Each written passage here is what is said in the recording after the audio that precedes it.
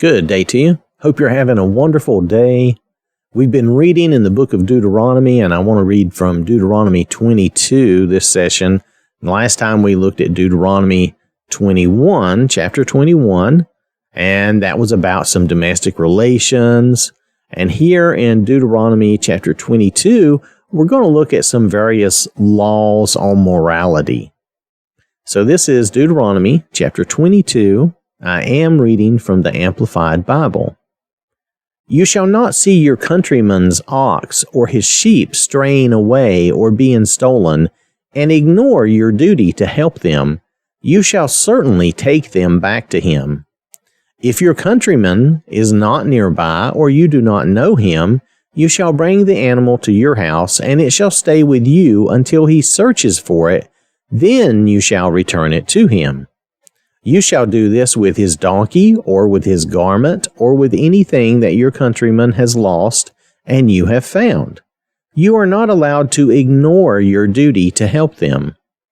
You shall not see your countryman's donkey or his ox fall down along the road and ignore your duty to help them. You shall certainly help him lift it up. So looking at these first four verses, these are about helping your countrymen, as it says here, your neighbor, whoever is living in your country. Notice he didn't say just helping your Israeli or your kin or your family, but your countrymen, whoever is living in your country. That's who you want to be helping. You want to help them if they're having any trouble with their animal. Now, you have to realize back then, a lot of times what you would have trouble with would be an animal, whether it be a work animal like a donkey or an ox, or if it was an animal of some other like a straying sheep. Nonetheless, or even property, because he mentioned clothing. The idea is to help your neighbor, be kind to your neighbor. You have a duty to them. You do have a duty to the people around you, to be nice to them, to try to help them. And these people may not always be your friend. Sometimes they may be your enemy. They may not like you very much. That's okay. That's okay. The idea here is to go ahead and help them if you see them in need of some kind of help. Let's continue. A woman shall not wear a man's clothing, nor shall a man put on woman's clothing. For whoever does these things is utterly repulsive to the Lord your God. Now, this is something that is really relevant to our culture today. This is not talking about, let's just say, me and my wife, we have this t-shirt that we like, that we bought, that was whatever, and we share it. Some days she wears it, some days I wear it. That's not what we're talking about. That's not important. A lot of our clothing nowadays is pretty interchangeable. Now, some of it is not. There's definitely some of our clothing that is not interchangeable and is intended for one sex or the other. And then we're talking about those types of things. And the idea here is to prevent deceit, right? Because when a woman is wearing man's clothing, she's trying to present herself as a man, and it's deceitful, and that's wrong because it is deceitful. Now, in our culture today, just me saying this is really, frowned upon, but I have to fall back on the Word of God. I have to go by the Bible. And the idea here is that men and women should not be trying to dress like the other one, trying to impersonate the other one. Why? Because it creates the confusion and the basic insanity and the break with reality that we see today in today's world. It creates that problem. People probably looked at this verse 30 years ago and they said, well, that's not a big deal. Who cares? Well, now you kind of see. Back 30, 40 years ago, it was, well, it's a slippery slope, but it's okay. We'll be all right. Well, now, the 30, 40 years later, we see why it's not a slippery slope. It is a descent into madness. It is a falling off the cliff. down into madness. And that's what we have today. A lot of the younger generation are totally confused about their sex because this was allowed to begin in just little ways. And so it has now become a real, like I said, a real break with reality, a really insane problem that society has. And so many older and younger people, but I really focus on the younger people because they've not had a chance to live and learn. And a lot of them are having things done to them that we can't undo. They can't be fixed. Once a child has been on puberty blockers for a few years, they've got irreparable damage. And it doesn't matter if you're male or female. It's not going to be undone. If you have certain surgeries, well, as you can imagine, once you cut things off, just take, for instance, if I cut my fingers off, well, unless you reattach them right away, and even then, they're never going to be as good. But they're gone. We don't grow them back, and there's nothing you can do to get that back. So when a girl has mastectomies done, and if a guy has, other things removed down below, there's no coming back from that. So this verse is like the very, very, very beginning warning of the insanity we see today. Just saying, look, don't be doing this. Don't be being deceitful. Don't try to present yourself as the opposite sex. You are not. Present yourself as the sex you are. Be honest, have integrity, be straightforward. When you present yourself as the other sex, that is deceitful, and it is a lie. Now, this would go for any culture and any society. You notice it's a little on the vague side. It's not hammered out, listing out every piece of clothing, but in general, just saying women should not wear men's clothing and men should not wear women's clothing. And that's because they're presenting a deceitful idea. They're trying to fool you or trick you or just deceive you in some manner. Now, again, that's not to say, like, some cultures, the guys wear like a kilt, which we would say is a skirt. And I have no interest in wearing that. But, I wear shorts. I don't know that there's that much difference between the two. But these guys that are wearing the kilts, they're not trying to pretend to be women. That was just a tradition that they had in that country. So it was a man's kilt. It was not intended to be a woman's mode of dress. So there is a difference in some of those things. So we have to be aware of that. But the real problem here is when a woman is trying to dress and be a man, and a man is trying to dress and be a woman. It's a form of deceit, and it really starts with self-deceit, which is also something that's very harmful to that person. And we really ought to think about this, the damage that's being done to the person. Because really, if you wear, let's say you're a guy, and you wear a woman's dress, even if you pretend to be a woman, you're really not harming me, but you're harming yourself. There's a certain amount of harm you're doing to yourself, and it may just be mental and emotional, but it is there. And then if you go farther and have the surgeries and the drugs and the hormones and all that, then you're really, really hurting yourself. And that's where I don't want that for anyone. I don't want them to be harmed in that way. That's one verse. I'm sorry. That's just a tangent of mine nowadays. When we look at the Bible, we really have to notice where it gives us the wisdom, God's wisdom, in the very beginning, before it even becomes a big problem, how to cut this off, how to stop it. And this is the basic idea. In society, there's no reason for a woman to really dress like a man, intentionally trying to dress like a man. I'm not saying we can't both wear pants, but there's women's pants and there's men's pants. There's differences, and there should be. We should maintain those differences. Let's continue on. If you happen to come upon a bird's nest along the road, in any tree or on the ground, with young ones or eggs, and the mother bird is sitting on the young or on the eggs, you shall not take the mother with the young. You shall certainly let the mother go. but you may take the young for yourself, so that it may be well with you and that you may prolong your days. Here in this case, this may sound a little strange, but this is about, treating animals in a decent way and being a good steward of your environment. In a case like this, if you find a bird's nest like this on the ground or low, or it's, I've actually seen a bird's nest on the ground with the little chicks, and the bird couldn't save it. Of course, the bird couldn't save it. I mean, cats or dogs are going to come along and those little chicks are going to die. Sometimes the mother will abandon a nest if it falls out of a tree. And that's just fact too. Sometimes they will abandon it because they can't do anything for them.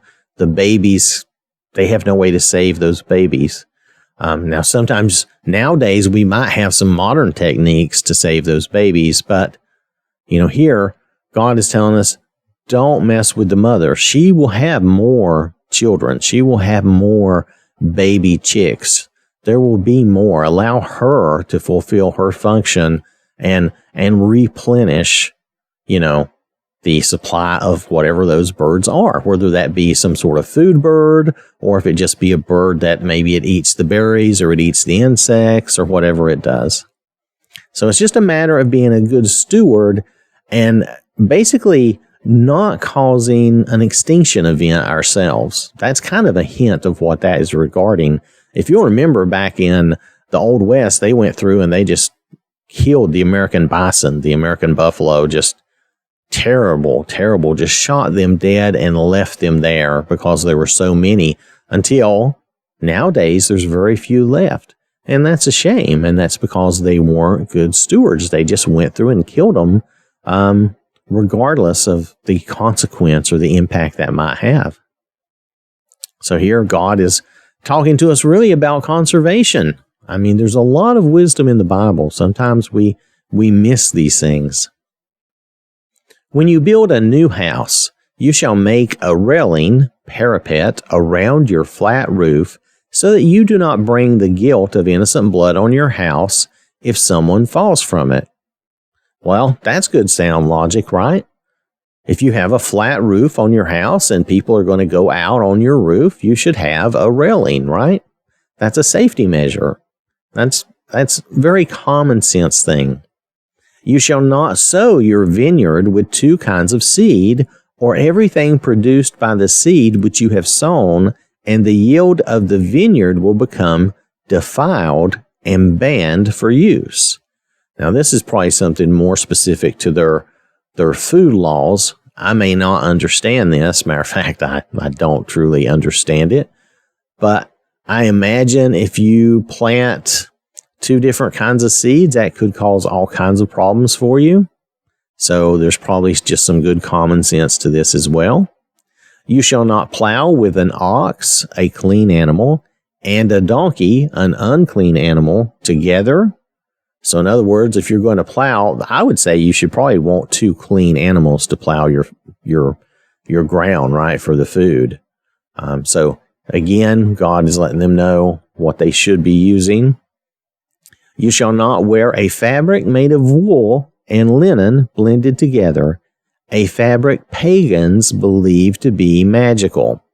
This, when I don't read this in the Amplified, and it doesn't have that extra note that pagans believed that fabric to be magical, I did not understand why you should not wear a fabric made of two things blended together. Now I read this here in the Amplified, and I have a good reason why.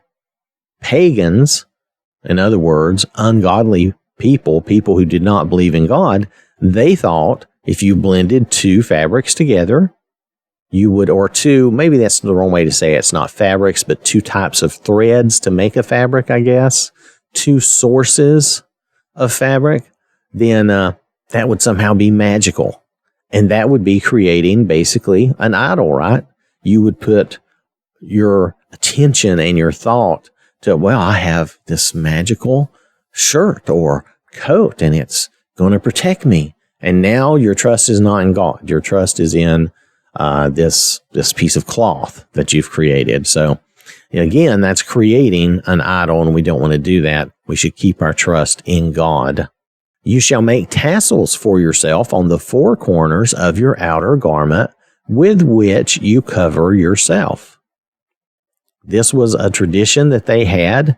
I don't remember what the tassel stood for right now, but this was a tradition that the Jews had, and as far as I know, they kept that up for a long time. If any man takes a wife and goes into her and then scorns and hates her and charges her without cause with shameful behavior and publicly defames her and says, I took this woman, but when I approached her, I did not find in her evidence of virginity, then the young woman's father and her mother shall get and bring out the evidence of her virginity to the elders of the city at the gate where court is held. The father of the young woman shall say to the elders, I gave my daughter to this man as a wife, but he hates her and has turned against her. And behold, he has made baseless charges against her, saying, I did not find in your daughter the evidence of her virginity. But this is the evidence of my daughter's virginity. And they shall spread out the garment before the elders of the city. Then the elders of the city shall take the man and reprimand him, and they shall fine him 100 shekels of silver and give it to the father of the young woman, because he publicly defamed a virgin of Israel. And she shall remain his wife. He is not allowed to divorce her as long as he lives. Now, this is a different law than what we think of when we read in Matthew in the Sermon on the Mount, and Jesus says, Moses allowed y'all to have a certificate of divorce because of the hardness of your hearts. Actually, that specific verse that I'm thinking of there probably is coming later in Matthew and not in the Sermon on the Mount. But nonetheless, he says in the Sermon on the Mount, he says, divorce, that was not always allowed. It was not always that way. And you'll notice here, they have a definite thing about if you're going to come forth and make this charge, then you better, be able to prove it. Now, in this case, I will say it sounds like the woman is considered kind of guilty until her family proves she's innocent, which I don't like. But you had to have evidence somehow. And back then, as you know, marriage rituals were different, and a lot of times they had certain things they did which we would consider kind of gross and disgusting nowadays, but here they may have kept the bed sheets as proof that she was a virgin.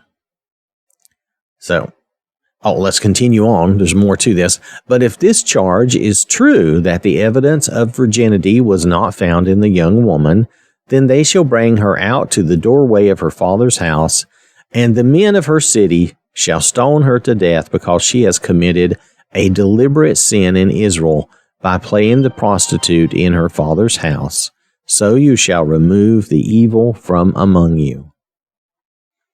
If a man is intimate with a woman who is another man's wife, they shall both be put to death, the man who lay with the woman and the woman. So you shall remove the evil from Israel. If a young woman who is a virgin is engaged, legally betrothed to a man, and another man finds her in the city and is intimate with her, then you shall bring them both out to the gate of that city and stone them to death. The young woman, because she did not cry out for help, though she was in the city, and the man, because he has violated his neighbor's promised wife. So you shall remove the evil from among you. However, if the man finds the girl who is engaged, legally betrothed, in the open field, and seizes her and is intimate with her by force, then only the man who lies with her shall be put to death. But you shall do nothing to the young woman. She has committed no sin worthy of death, for this is the same as when a man attacks his neighbor and murders him. When he found her in the open field, the engaged girl may have cried out for help, but there was no one to hear and save her. Now, the may have is in a bracket there. I'm going to assume, okay, and I think most of us would agree, a young woman who's engaged to someone, especially if they're engaged to someone they really want to be with, yeah, they're going to cry out for help, right? They don't want to be raped, because here, this one is really talking about rape. You could make an argument for saying that it's also possible that, other things were going on that we're not aware of. But here the idea is that the girl is engaged and she really wants to be faithful and true. And back then, their laws being such as they were, I imagine most of these people wanted to follow the correct law and not be in this kind of trouble, because the punishment, as you see, is pretty rough. If a man finds a girl who is a virgin, who is not engaged, and seizes her and is intimate with her, and they are discovered, then the man who was intimate with her shall give 50 shekels of silver to the girl's father, and she shall become his wife, because he has violated her. He can never divorce her. A man shall not take his father's former wife, so that he will not expose his father's wife. Now, these are moral laws. A lot of these have to do with sex and interaction between the two sexes. And some of it may sound a little strange to us, but we have to remember these were thousands of years ago. These people were coming out of a country, Egypt, where I really don't know what all their traditions and practices were. So we don't know how much that their practices had become like the Egyptians, who are, they were pagans. They had their own, their own pantheon of gods in Egypt. So there's no telling what their practices were. Probably similar to the Greeks and the Romans, because they too had their pantheons of gods. So probably similar to that. And here God is trying to give them a better sense of morality. And yeah, I know it's, by our standards today, it's a little rough. It sounds a little rough. The world was a lot different thousands of years ago. And he's trying to establish a nation and to give them some morality. And as we read on, we're going to see more laws in the next chapter. And there's always going to be this idea of, when we look back on these things, of like, well, we think that's not fair. But we're looking at that from a totally different perspective, thousands of years removed. And we don't always understand exactly why some of those laws are the way they are. So we want to be careful about being too judgmental. Do remember that while some of the old law is the basis for some of our laws, that we do not really follow the law of Moses nowadays. That does not mean we throw the Old Testament out. There's a lot of good precedents in the Old Testament for things that are not otherwise changed or updated. There's a lot of good morality in the Old Testament that we still follow, because it's moral behavior. It's good moral behavior. So we don't want to throw out all those precedents just because we don't follow the letter of the law of Moses, okay? All right. Thanks for listening. Hope you have a wonderful day. May God bless you and keep you safe. And remember, God loves you.